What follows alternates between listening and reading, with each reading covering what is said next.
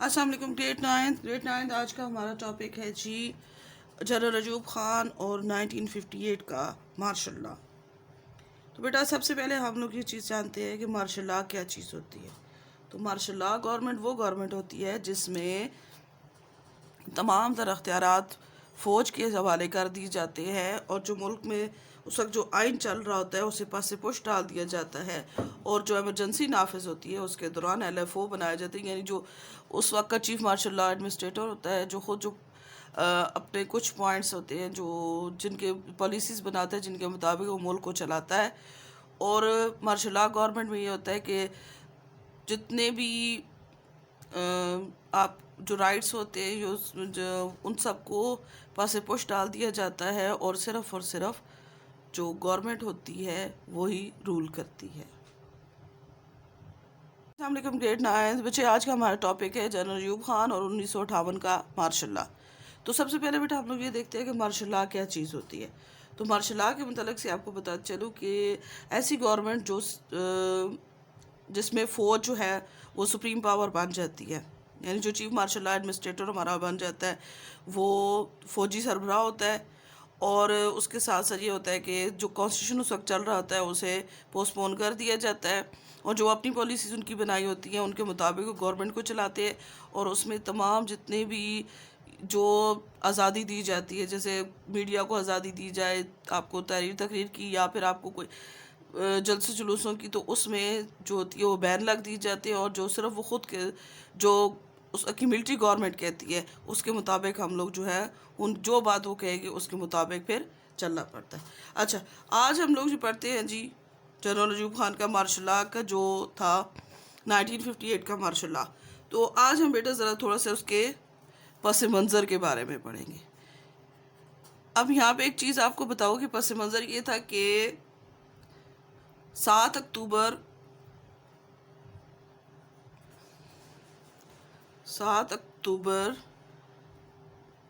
1958 کو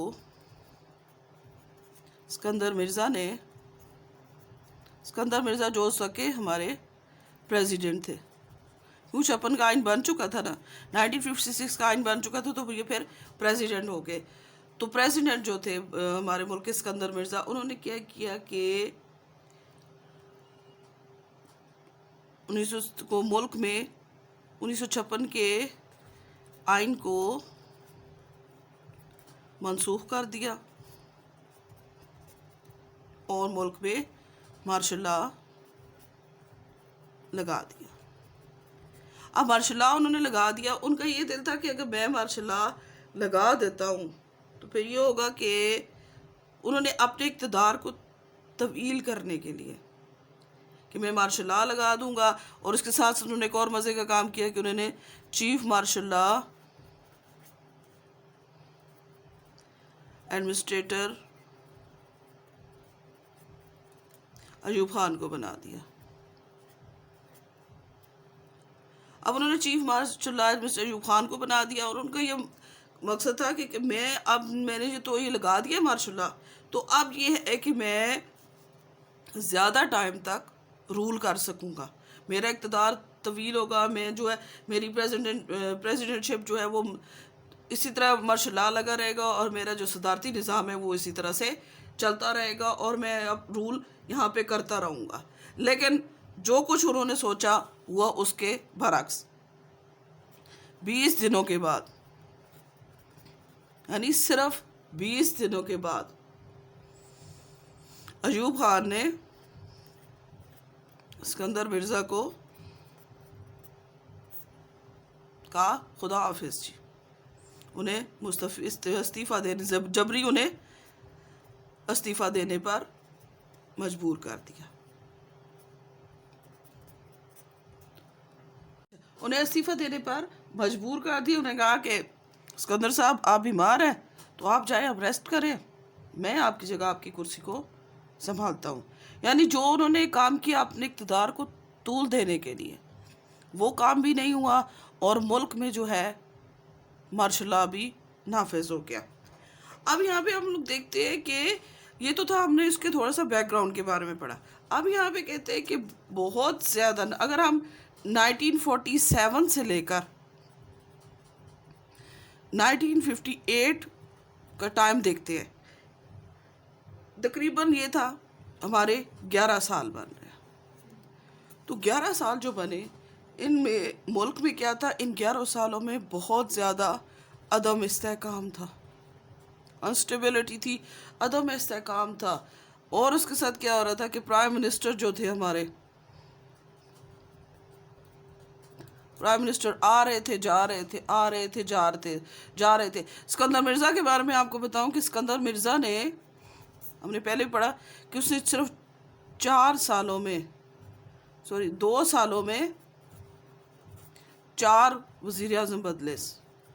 یعنی 4 حکومتیں اس نے صرف 2 سالوں میں گرائیں۔ تو اس کے بارے میں جو انڈین وزیر اعظم تھے نہرو، انہوں نے کہا کہ میں نے اتنی دھوتیاں نہیں بدلی جتنی کہ پاکستان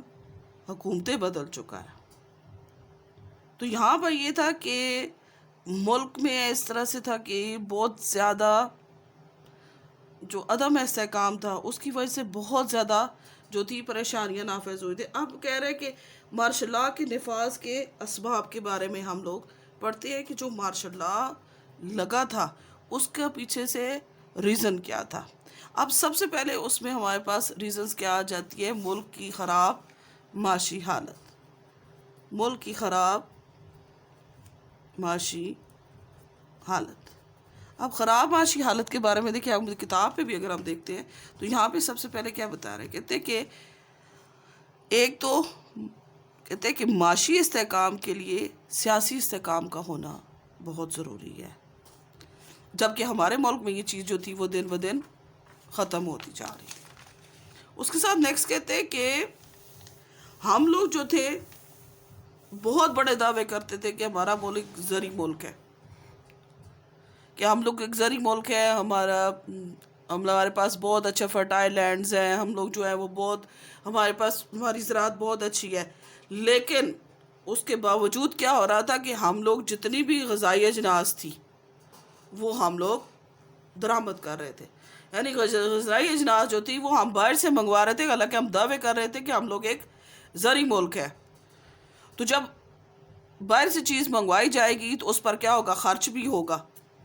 جو بہت زیادہ، حالانکہ ہم پہلے ہی ہمارے حالات اتنے اچھے نہیں تھے، لیکن اس کے باوجود یہ تھا کہ ہمیں غذائی اجناس جو تھی وہ باہر سے منگوانی پڑ رہی تھی، جس پر بہت خرچ ہو رہا ہے۔ ایک تو کہتے ہیں خرچ آ رہا تھا، دوسرا کہتے ہیں کہ ہمارا جو تقسیم کا طریقہ کار تھا وہ بھی غلط تھا، کہ جو بڑے لوگ جو تھے انہیں تو زیادہ سے زیادہ مطلب بھرے ہوئے گھڑے کو پھر سے بھرا جا رہا تھا، کہ تقسیم کا طریقہ کار ہی غلط تھا، کہ جس کے پاس موجود ہے اسے ہی دیا جا رہا تھا، جبکہ جس کے پاس موجود نہیں تھا اسے کوئی بھی پوچھنے والا نہیں تھا۔ اور یہ ریزن تھی کہ جس کی وجہ سے عوام میں بہت زیادہ پریشانی تھی، عوام جو تھی وہ بہت زیادہ بدظن ہو چکی تھی گورنمنٹ سے بھی۔ اس وقت کیا تھا کہ ہمارے ملک میں اسمگلنگ،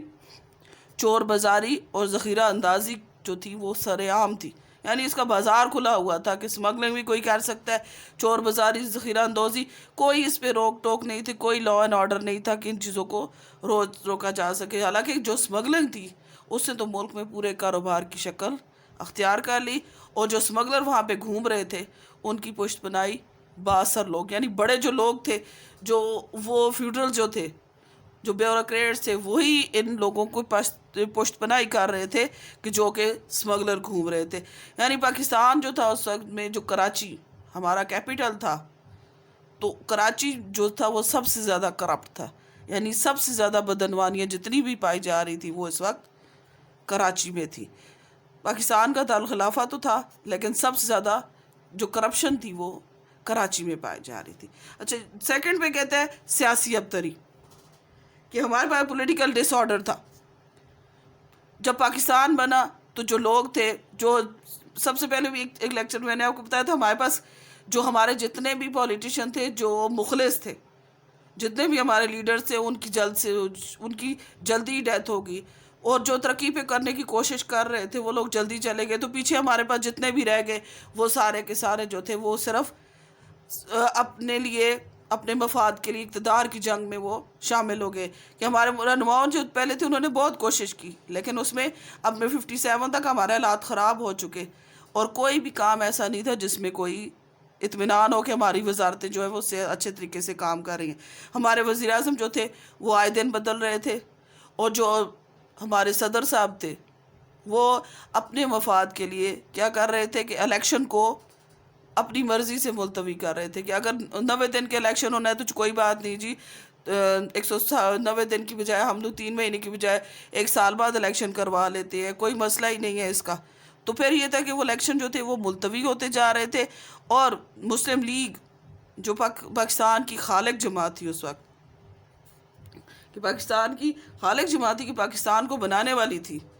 اس کا کیا ہوا کہ اسے بھی 1954 کے الیکشنز میں شکست کا سامنا کرنا پڑا۔ مشرقی پاکستان میں مسلم لیگ کو شکست کا سامنا کرنا پڑا۔ کیوں سامنا کرنا پڑا؟ کہ وہی جو پاکستان کو بنانے والی جماعت تھی اسے کیوں شکست کا سامنا کرنا؟ اس لیے وہ سامنا کرنا پڑا کہ جو لیڈر تھے، جو لوگوں کے لیے کام کر رہے تھے، ان سب کی ڈیتھ ہو چکی یا وہ سیاست کو چھوڑ گئے تھے، تو وہ اب جتنے بھی لیڈر تھے وہ سارے کرپٹ تھے، اور وہ صرف اپنے اقتدار کے لیے، اپنے پیسے کے لیے، ملک کو لوٹنے کے لیے کام کر رہے تھے۔ کوئی بھی ایسا بندہ نہیں تھا جو ملک کی فلاح و بہبود کے لیے کام کر سکے۔ اب اسکندر مرزا جو تھے انہوں نے ایک اپنی پارٹی بنائی تھی جس کا نام تھا پاکستان ریپبلکن پارٹی۔ اب یہ جو پارٹی تھی یہ صرف جو تھی اقتدار کی جدوجہد، یعنی صرف چاہ رہی تھی کہ میں عوام کی خدمت کی بجائے وہ صرف اقتدار کی جدوجہد میں، اور ملک میں کیا تھا، پارلیمانی نظام جو تھا وہ صرف نام کا تھا، کہ صرف لکھے کاغذوں میں لکھا ہوا تھا کہ پارلیمانی نظام ہے، جبکہ وزیر اعظم کی عملی طور پر کوئی بھی حیثیت نہیں تھی۔ صدر جب چاہے اسمبلی توڑ سکتا تھا، صدر جب چاہے